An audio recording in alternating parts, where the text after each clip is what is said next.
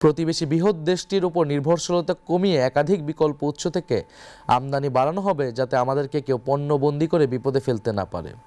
বাজারে প্রতিযোগিতা বাড়াতে নতুন ব্যবসায়ী উদ্যোক্তা চিহ্নিত করে তাদের সহজলভ্য ঋণ ও সরকারি সমর্থন দেওয়া হবে। কাঁচা পণ্য সংরক্ষণের জন্য কোল্ড স্টোরেজ, সরবরাহ ব্যবস্থাপনার আধুনিকায়নের জন্য ডিজিটাল বাজার ব্যবস্থা এবং দ্রুত পরিবহন ও এর ব্যয় ন্যায়সঙ্গত করতে কার্যকর ব্যবস্থা নেওয়া হবে।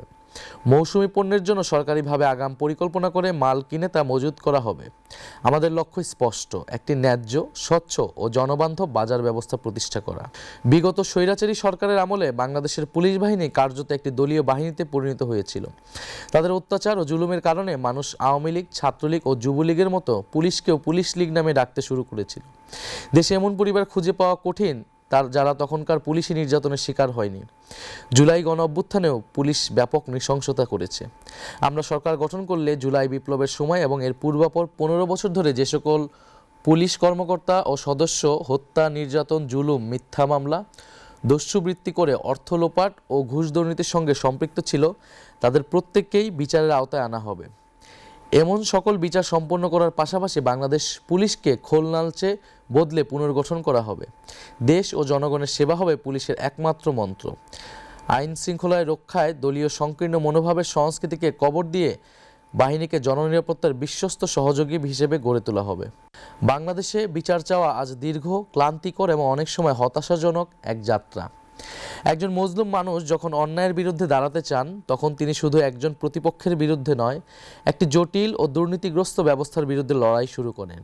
থানায় মামলা নিতে অনীহা, তদন্তে দীর্ঘসূত্রিতা, আদালতে তারিখের পর তারিখ পড়া এবং ব্যাপক অর্থ ব্যয়ের চাপ, সব মিলিয়ে বিচার এদেশে ধরাছোঁয়ার বাইরে চলে গিয়েছে। আর ঘুষ, আদালতের দরজায় পা রাখলেই যেন শুরু হয় অবৈধ লেনদেন। নথি নাড়তে টাকা, তারিখ পেতে টাকা, আদেশ পেতে টাকা, ঘুষের বাজারের মহা হৈহুল্লোর মধ্যে বিচারের বাণী স্তব্ধ হয়ে গিয়েছে। ট্রান্সপারেন্সি ইন্টারন্যাশনালের তথ্য বলছে, বিচার নিতে গিয়ে 60% বেশি মানুষ ঘুষ দিতে বাধ্য হয়। সরকারের লিগ্যাল এইড আইন অনুযায়ী গরিব ও মজলুম মানুষের বিনামূল্যে আইনি সহায়তা পাওয়ার কথা থাকলেও এর কোনো সুবিধা নিচে পড়ে থাকা মানুষ পায় না। বাস্তবে বিচারক, উকিল, মোক্তার ও দালাল চক্রের এক জালে সাধারণ মানুষ আটকে যায়, দিশাহীন চক্রে ঘুরপাক খায়। বেশিরভাগ ক্ষেত্রে বিচার চাওয়া বিচার প্রার্থীদের জন্য শাস্তি ও ভোগান্তি হিসেবে হাজির হয়। বছরের পর বছর আদালতের বারান্দায় ঘুরতে ঘুরতে অর্থবিত্ত, সময়, শারীরিক সামর্থ্য এবং জীবনের স্বপ্নও হারিয়ে যায়। ধীরে চলা বিচার অন্যায় ও অবিচারকে বলশালী করে তোলে। আজ বিচার ব্যবস্থা রাজনৈতিক প্রভাব, অর্থশক্তির সুবিধাবাদী চক্রের মাধ্যমে কলুষিত। জেলা আদালত থেকে সর্বোচ্চ সুপ্রিম কোর্ট পর্যন্ত একই অন্ধকারের ছায়া আমরা দেখেছি। ফ্যাসিবাদী শাসনামলে এটা আরও বিস্তৃত ও অধপতিত হয়েছে। ক্ষমতাসীনদের মামলা দ্রুত নিষ্পত্তি হয়, তাদের ইচ্ছামতো রায়ও জোটে। বিরোধী দলে যারা থাকেন তাদের মামলা বছরের পর বছর ঝুলতে থাকে। ভয়ঙ্কর এই অশুভ চর্চার কারণে বাংলাদেশের বিচার ব্যবস্থা আজ ভেঙে পড়েছে। এরা তাদের সকল গৌরব, মর্যাদা ও বিশ্বাসযোগ্যতা হারিয়ে ফেলেছে। নিম্ন আদালত থেকে সুপ্রিম কোর্ট পর্যন্ত সকল স্তরে ন্যায়পরায়ণ, দক্ষ ও শিক্ষিত বিচারক নিয়োগ করে পুরো বিচার ব্যবস্থাকে ঢেলে সাজাতে হবে। বিচারকের সংখ্যা বহুগুণে বাড়াতে হবে। পুরোপুরি ডিজিটাল ব্যবস্থাপনার আওতায় আনতে হবে। ঘুষ, দুর্নীতি নির্ভর রায় বেচা কেনার চলমান আয়োজন ভেঙে ফেলবো আমরা। রাষ্ট্রে ও সমাজে ন্যায় বিচার প্রতিষ্ঠিত হলেই এদেশ এগিয়ে যাবে। এটাই এনসিপির অঙ্গীকার। বাংলাদেশের শাসন ব্যবস্থাকে নতুন করে গড়ে তুলতে হবে। বর্তমান প্রশাসনিক কাঠামো এখনও ব্রিটিশ ঔপনিবেশ সৃষ্ট পুরনো মডেলের উপরে দাঁড়িয়ে আছে, যেখানে ক্ষমতা ভয়াবহভাবে কেন্দ্রীভূত। এদেশের প্রচলিত শাসন সংস্কৃতিতে রাজনীতিক আমলা, অসাধু ব্যবসায়ী গোষ্ঠী এই কেন্দ্রীভূত ব্যবস্থাকে ধরে রেখেছে। ফলে ঢাকার অনুমোদন ছাড়া স্থানীয় পর্যায়ে কোনো সিদ্ধান্তই বাস্তবায়ন হয় না, যা উন্নয়নের গতি বাধাগ্রস্ত করে এবং জনগণের প্রয়োজন উপেক্ষিত থাকে।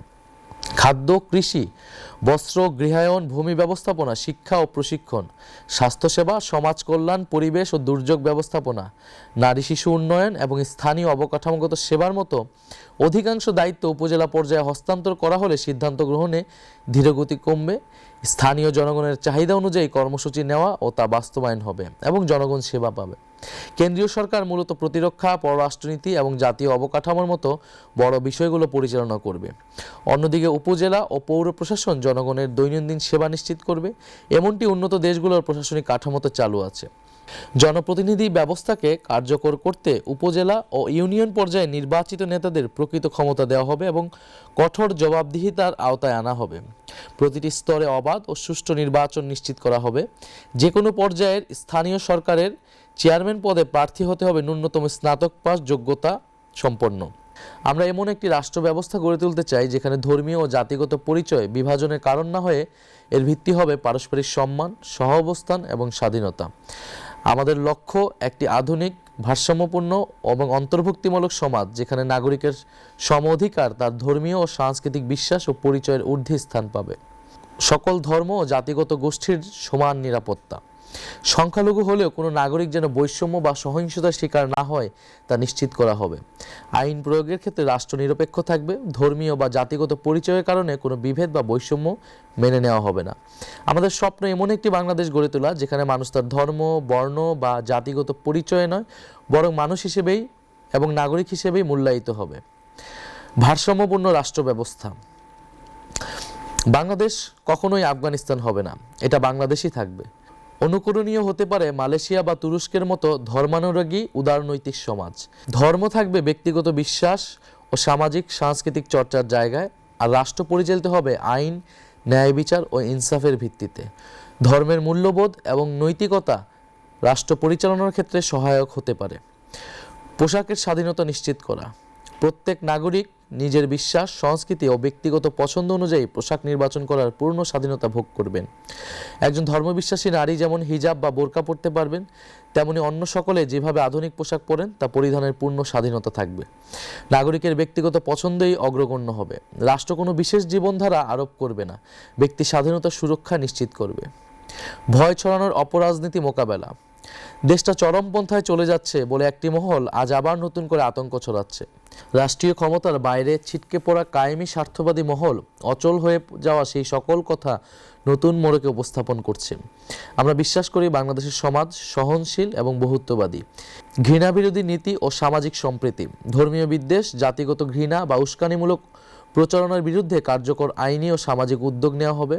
শিক্ষা, সাংস্কৃতিক কর্মকাণ্ড, গণমাধ্যমে পারস্পরিক শ্রদ্ধা, সম্মান ও সহনশীলতার মূল্যবোধ প্রচার করা হবে। নারীর অধিকার শতভাগ নিশ্চিত করাই হবে অন্যতম প্রধান অঙ্গীকার। আমরা বিশ্বাস করি কর্মক্ষেত্রে, শিক্ষাঙ্গন, যানবাহন, জনসমাগমস্থল এমনকি ঘরের ভেতরেও নারীর নিরাপত্তা নিশ্চিত করতে হবে।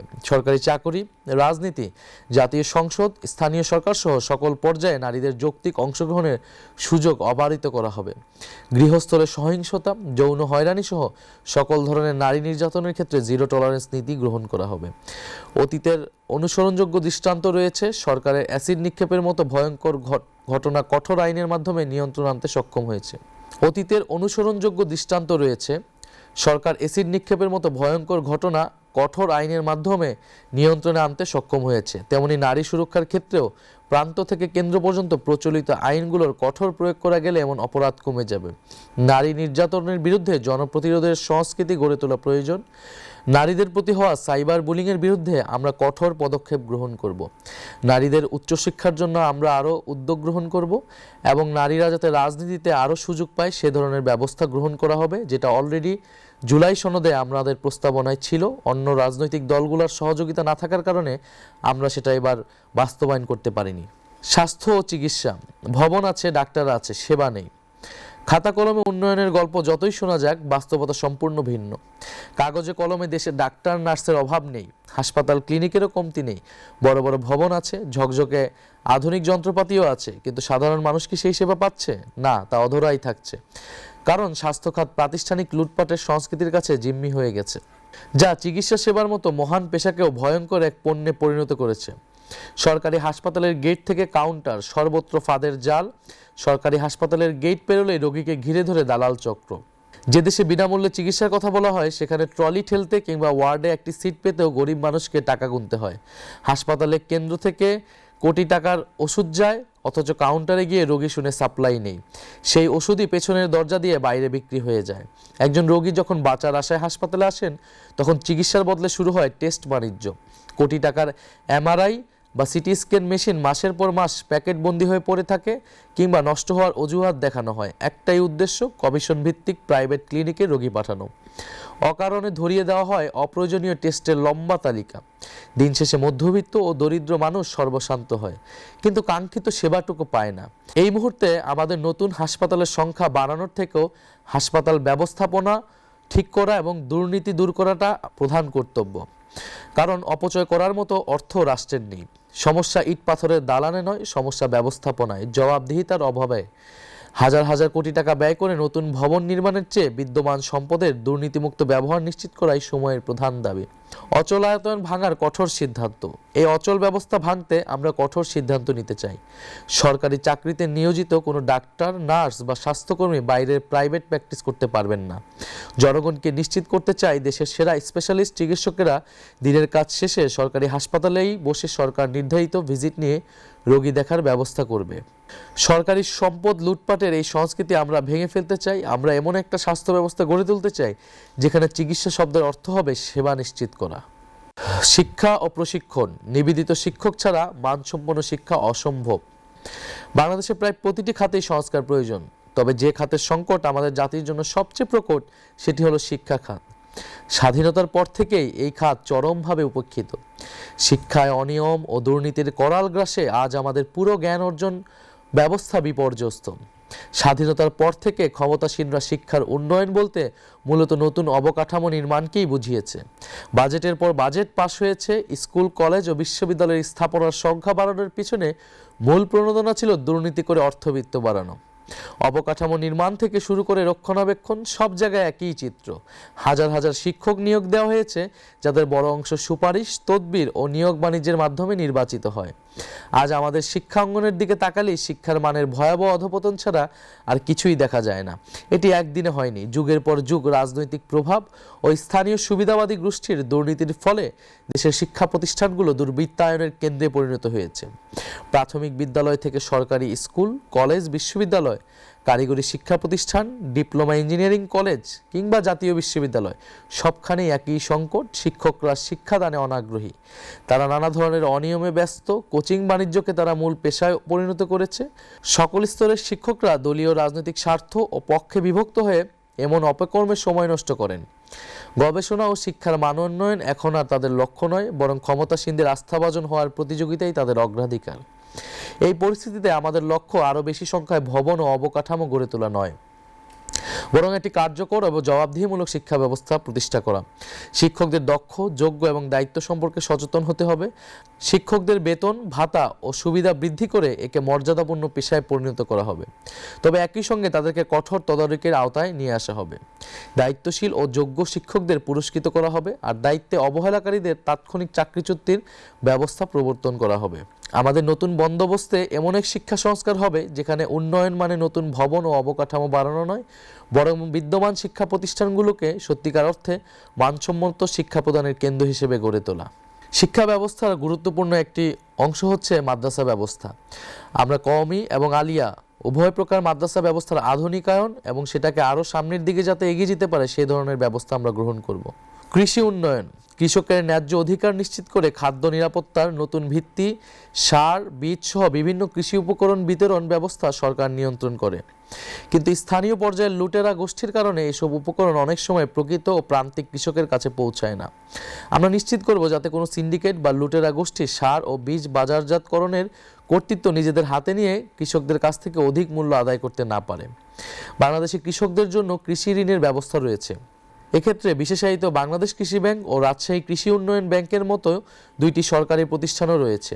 কিন্তু অত্যন্ত দুঃখজনক বাস্তবতা হলো অনেক ক্ষেত্রেই প্রকৃত কৃষক কৃষানীদের কাছে এই ঋণ পৌঁছায় না। কৃষি ঋণ নিতে গেলে জমির দলিল, আইডি কার্ড ও নানা কাগজপত্রের নামে কৃষকদের হয়রানির শিকার হতে হয়। ঋণের অর্থ পেতে কর্মকর্তাদের ঘুষ দিতে বাধ্য করা হয়। এই জটিলতা ও অনিয়মের কারণে প্রকৃত কৃষক সমাজ কৃষি ঋণ থেকে বঞ্চিত হয়ে পড়ে।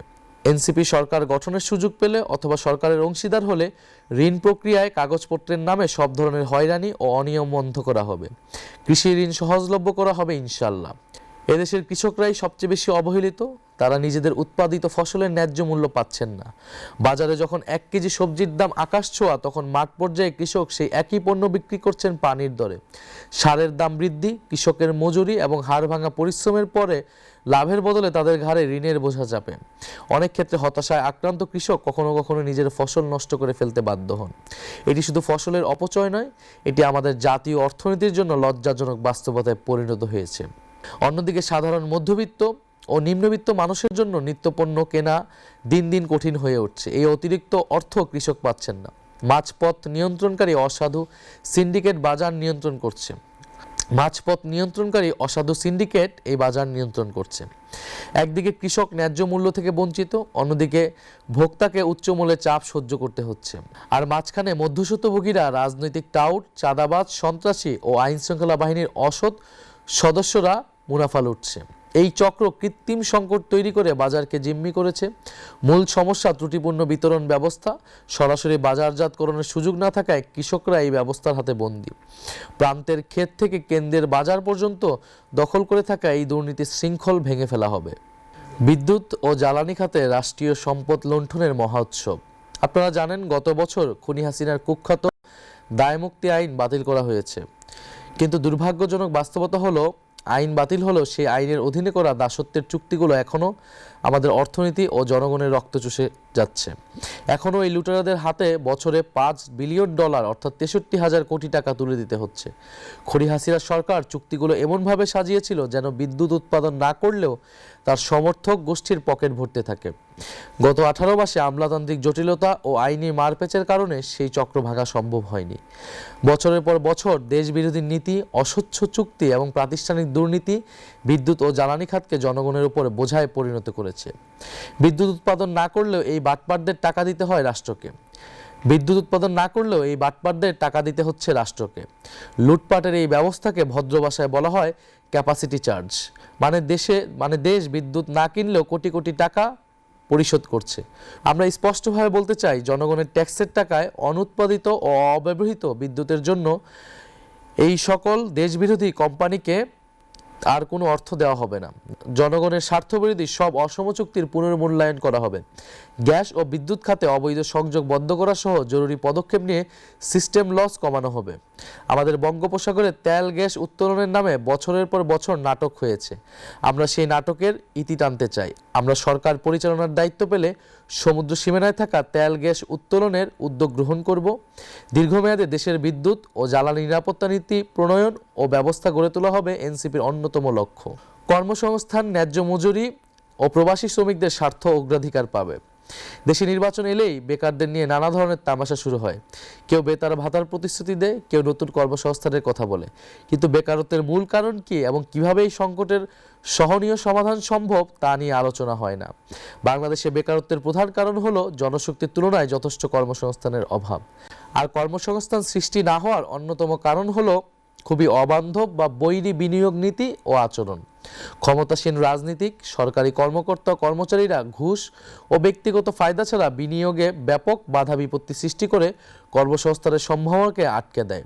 শিল্প কারখানায় জ্বালানি সরবরাহ বাধাগ্রস্ত করে ও কাঁচামালের সংকট সৃষ্টি করে বিনিয়োগকারীদের বিমুখ করা হয়। ফলে নতুন শিল্প কলকারখানা গড়ে ওঠে না। এতে অর্থনৈতিক প্রবৃদ্ধি সম্ভাবনা ক্ষতিগ্রস্ত হয়। আমাদের প্রধান লক্ষ্য হবে বাংলাদেশকে দক্ষিণ এশিয়ার সবচেয়ে বিনিয়োগ বান্ধব রাষ্ট্রে পরিণত করা, যাতে দেশি ও বিদেশি বিনিয়োগকারীদের আস্থা ফিরে আসে, যে কোনো বিনিয়োগ সহজতর হয়। একই সঙ্গে বিদ্যমান শিল্প খাতকে সুরক্ষা দিতে হবে, যাতে একটিও শিল্প কারখানা বন্ধ না হয় এবং আরও নতুন কর্মসংস্থানের সুযোগ তৈরি হয়। প্রতি বছর লক্ষ লক্ষ মানুষ কর্মসংস্থানের আশায় বিদেশে পাড়ি জমায়, কিন্তু বিদেশে যেতে মানুষকে জমি জমা বা বাড়িঘর বিক্রি করে বিপুল অর্থের যোগান দিতে হয়। বাংলাদেশ থেকে অভিবাসনের খরচ ভারত, নেপাল বা শ্রীলঙ্কার তুলনায় 5-6 গুণ বেশি। এর পিছনে রয়েছে রাজনৈতিক দল ও আমলাদের সমর্থিত ভুল নীতি ও খুবই সক্রিয় একটি মাফিয়া চক্র। এরা কৃত্রিমভাবে ভিসা সংকট, অভিবাসনের পথে নানা জটিলতা এবং উড়োজাহাজ ভাড়া সহ পুরো প্রক্রিয়াকে নিয়ন্ত্রণ করে ইচ্ছামতো অর্থ আদায় করছে। এনসিপি সরকার গঠনের সুযোগ পেলে এই দুষ্ট সিন্ডিকেট ভেঙে প্রবাসে যাওয়া সহজ, স্বচ্ছ ও সাশ্রয়ী করা হবে। আমাদের লক্ষ্য, বিদেশে যেতে ইচ্ছুক মানুষ যেন স্বল্প সময়ে এবং কম খরচে নিরাপদে বেরিয়ে যেতে পারে। দেশের বর্তমান যোগাযোগ ব্যবস্থায় বিদ্যমান বিশৃঙ্খলা, যানজট ও অনিয়ম দূর করে একটি নিরাপদ, সুশৃঙ্খল ও মানবিক পরিবহন ব্যবস্থা গড়ে তোলাই আমাদের মূল লক্ষ্য। আমরা সরকার পরিচালনার দায়িত্ব পেলে কোনো মন্ত্রী বা উচ্চপদস্থ কর্মকর্তার চলাচলের জন্য রাস্তা বন্ধ রাখা হবে না। জনগণের ট্যাক্সের টাকায় নির্মিত সড়কে সাধারণ মানুষের চলাচলের অধিকার অগ্রগণ্য হবে। জরুরি সেবা, বিশেষ করে অ্যাম্বুলেন্স ও ফায়ার সার্ভিস পাবে সর্বোচ্চ অগ্রাধিকার। সরকারি কর্মকর্তাদের জন্য আলাদা পরিবহন ব্যবস্থা থাকবে না, সকলকে সাধারণ জনপরিবহন ব্যবহার করতে হবে। মন্ত্রীদের কমপক্ষে সপ্তাহে 1 দিন এবং সচিবদের কমপক্ষে সপ্তাহে 2 দিন জনপরিবহনে চলাচল করতে হবে। রাষ্ট্র পরিচালনায় দায়িত্বশীলদের জনজীবনের বাস্তবতা অনুভব করতে হবে, এটাই হবে সরকারের নতুন সংস্কৃতি প্রতিষ্ঠার কর্মসূচি। আধুনিক বাস সার্ভিস চালু সহ অন্যান্য পরিবহন ব্যবস্থায় সরকারি বিনিয়োগ অগ্রাধিকার পাবে। প্রতিটি রুটে মানসম্মত গণপরিবহন নিশ্চিত করা হবে যাতে সাধারণ মানুষের সময় ও খরচ সাশ্রয় হয়। ছাত্রছাত্রী ও প্রতিবন্ধী ও প্রবীণ নাগরিকদের জন্য পরিবহনে বিশেষ ছাড় এবং সংরক্ষিত আসনের ব্যবস্থা কঠোরভাবে নিশ্চিত করা হবে। যান্ত্রিক ত্রুটিযুক্ত যানবাহন রাস্তা থেকে অপসারণ করা এবং স্বচ্ছ ও দুর্নীতিমুক্ত প্রক্রিয়ায় ড্রাইভিং লাইসেন্স প্রদান করা হবে। পরিবহন খাতে অবৈধ চাঁদাবাজি ও কালোবাজারি কঠোর হাতে দমন করে ন্যায্য ভাড়া নিশ্চিত করা হবে। টিকিটিং ব্যবস্থাকে স্বচ্ছ ও দুর্নীতিমুক্ত করা হবে যাতে সাধারণ মানুষের জন্য ট্রেন ভ্রমণ সহজলভ্য হয়। বিমান ভাড়ার ক্ষেত্রে নিলাম ভিত্তিক অস্বচ্ছ ব্যবস্থা বন্ধ করা হবে। আমাদের সমাজটাকে সুন্দর করে গড়ে তুলতে হলে সকল মানুষকে শৃঙ্খলা, নিরাপত্তা, অন্যের সুবিধা অসুবিধার বিষয়ে সংবেদনশীল হতে হবে। জীবনের ঝুঁকি নিয়ে চলাফেরা করা, যেখানে সেখানে রাস্তা পারাপার করার সংস্কৃতি থেকে সমাজকে বের করে আনতে হবে। ট্রাফিক আইন সকলকে মেনে চলতে উৎসাহিত এবং রাস্তা ও মহাসড়কে যানবাহন ও মানুষের চলাচলে শৃঙ্খলা ফিরিয়ে আনতে কর্তৃপক্ষকে সহযোগিতা করতে হবে। আমরা বঙ্গোপসাগরের সীমানা ঘিরে একটি সুনীল অর্থনীতি গড়ে তুলব এবং বঙ্গোপসাগরে আমাদের যেই ন্যায্য হিস্সা রয়েছে, জনগণের অভিপ্রায় অনুসারে আমরা সেই হিস্সা আদায় করব। বঙ্গোপসাগরকে কেন্দ্র করে আমাদের জাতীয় সম্পদের একটি গুরুত্বপূর্ণ কেন্দ্র আমরা তৈরি করব। আমরা আমাদের পরিবেশ এবং জলবায়ু নিয়েও ভবিষ্যৎ প্রজন্ম এবং ভবিষ্যৎ বাংলাদেশকে উপযোগী করে গড়ে তুলব। জলবায়ু উদ্বাস্তুদের জন্য আমরা ব্যবস্থা নিব। আমরা পরিবেশ করের ব্যবস্থা করব যাতে আমরা পরিবেশ দূষণ কমাতে পারি। প্রিয় দেশবাসী, আমরা এক নতুন স্বপ্ন এবং নতুন বাংলাদেশের অভিপ্রায়ে জুলাই গণঅভ্যুত্থানে রাজপথে নেমেছিলাম। আপনারাও নেমেছিলেন। আমাদের সম্মিলিত প্রচেষ্টার ফলে আমরা আজকে কথা বলতে পারছি। আমরা এতক্ষণ ধরে যা বললাম সেটি আমাদের ভবিষ্যৎ বাংলাদেশের স্বপ্ন। যদি আপনারা সুযোগ দেন, আমরা সেই স্বপ্ন বাস্তবায়নে ইনশাল্লাহ সক্ষম হব। আপনারা গত 1.5 বছরে দেখেছেন যে কারা সংস্কারের বিরোধিতা করেছে, কারা নতুন বন্দোবস্ত প্রতিষ্ঠার বিরোধিতা করেছে, যা কারা পুরনো অর্থনৈতিক এবং রাজনৈতিক ব্যবস্থাকে আঁকড়ে ধরে রাখতে চেয়েছে। প্রিয় দেশবাসী, আমরা চাই পরিবর্তনের রাজনীতি, সংস্কারের রাজনীতি। বাংলাদেশকে দুর্নীতিমুক্ত, বৈষম্যমুক্ত এবং আধিপত্যবাদ মুক্ত একটি ন্যায়ভিত্তিক রাষ্ট্র হিসেবে প্রতিষ্ঠা করাই আমাদের উদ্দেশ্য। সেই উদ্দেশ্যে আমরা 11টি দল এবার ঐক্যবদ্ধভাবে নির্বাচনে অংশগ্রহণ করছি। আমাদের জাতীয় নাগরিক পার্টি এনসিপির শাপলাকলি মার্কায় 30 জন প্রার্থী সারা দেশের বিভিন্ন জায়গা থেকে নির্বাচনে অংশগ্রহণ করছে। আমি আপনাদের প্রতি আহ্বান জানাচ্ছি, অনুরোধ করছি, আপনারা তরুণ প্রজন্মকে সুযোগ দেন, পরিবর্তনের রাজনীতিকে সুযোগ দেন। আগামী 12ই ফেব্রুয়ারি আপনাদের কাছে সুযোগ এসেছে, আপনারা বেছে নেবেন পরিবর্তনের রাজনীতি নাকি পুরনো রাজনীতি। আমরা বিশ্বাস করি বাংলাদেশের মানুষ, আপনারা পরিবর্তন চান, সংস্কার চান। গত 1.5 বছরে আমরা অনেক কিছুই অর্জন করতে পারিনি। সেই হতাশা, সেই ক্ষোভ আমাদের আছে। আমাদের অনভিজ্ঞতা, আমাদের সীমাবদ্ধতা, আমরা সবকিছু স্বীকার করে নিচ্ছি। সবকিছু স্বীকার করে নিয়েই আমরা আপনাদের কাছে আরেকটিবার সুযোগ চাচ্ছি। এবারে নির্বাচনে আপনারা জাতীয় নাগরিক পার্টি এনসিপি এবং 11 দলীয় জোটকে সমর্থন করুন। 11 দলীয় জোট আগামী নির্বাচনে জয়লাভ করলে আমরা যেই পরিবর্তনের বাংলাদেশ, যে ইনসাফের বাংলাদেশের কথা আমরা বললাম, সেই বাংলাদেশ আমরা প্রতিষ্ঠা করতে পারব। আমাদের ভাই শরীফ ওসমান হাদি এরকম একটি বাংলাদেশের স্বপ্ন দেখেছিলেন, তাকে করুণভাবে শাহাদাত বরণ করতে হয়েছে। আমরা নিশ্চয়ই সেই শরীফ ওসমান হাদি হত্যার বিচার নিশ্চিত করব, জুলাইয়ের খুনিদের আমরা বিচার নিশ্চিত করব এবং অবশ্যই আগামী নির্বাচনের সাথে গণভোট অনুষ্ঠিত হতে যাচ্ছে, আপনারা জানেন। সেই গণভোটে আপনারা অবশ্যই হ্যাঁর পক্ষে ভোট প্রদান করবেন। হ্যাঁর পক্ষে ভোট প্রদানের মাধ্যমে বাংলাদেশের সংস্কারের ধারাকে আপনারা অব্যাহত রাখবেন। আগামী 12ই ফেব্রুয়ারি এদেশের তরুণ সমাজকে আবারও দায়িত্ব নিতে হবে। কারণ আমরা মনে করি যদি 12ই ফেব্রুয়ারি ব্যর্থ হয়, 12ই ফেব্রুয়ারি যদি সুষ্ঠু নির্বাচন না হয়, তাহলে 5ই আগস্টের বিপ্লব ব্যর্থ হবে। ফলে 5ই আগস্টকে সফল করতে হলে, 5ই আগস্টের অর্জনকে এবং আকাঙ্ক্ষাকে এগিয়ে নিয়ে যেতে হলে আমাদেরকে 12ই ফেব্রুয়ারি একটি সুষ্ঠু নির্বাচনের আয়োজনে সক্ষম হতে হবে। সুষ্ঠু নির্বাচনের কোনো বিকল্প নেই। ফলে বাংলাদেশের তরুণ সমাজ, বাংলাদেশের নারীরা, বাংলাদেশের আপামর সাধারণ মানুষ, আপনাদের সকলের কাছে আমি আহ্বান জানাচ্ছি 12ই ফেব্রুয়ারি আপনারা সকাল সকাল ভোট কেন্দ্রে আসবেন। আপনাদের ভোটাধিকার রক্ষার জন্য, গণতন্ত্র পুনঃপ্রতিষ্ঠার জন্য, ইনসাফ প্রতিষ্ঠার জন্য আমরা ভোট কেন্দ্রে থাকব। আমরা আপনাদেরকে কথা দিচ্ছি, আপনাদের ভোটাধিকার কেউই হরণ করতে পারবে না। ইনশাল্লাহ আগামী 12ই ফেব্রুয়ারি পরে আমরা একটি নতুন বাংলাদেশ পাবো। জুলাই গণঅভ্যুত্থানের ধারাবাহিকতায় এই নির্বাচন, এটা যাতে আমরা ভুলে না যাই। জুলাই গণঅভ্যুত্থানের আমাদের হাজারো ভাই বোনদের আত্মত্যাগ, শহীদ পরিবারদের আকুতি, আমাদের আহত যোদ্ধাদের যে বেদনা, এই সব কিছুকে মাথায় রেখে আমরা যাতে 12ই ফেব্রুয়ারি নির্বাচনে সবাই মিলে অংশগ্রহণ করি। আপনারা আমাদেরকে ভোট দিবেন, আমরা আপনাদের জন্য কাজ করব। ইনশাল্লাহ সবাই মিলে আমরা নতুন বাংলাদেশ গড়ার কাজে এগিয়ে যাব। আসসালামু আলাইকুম।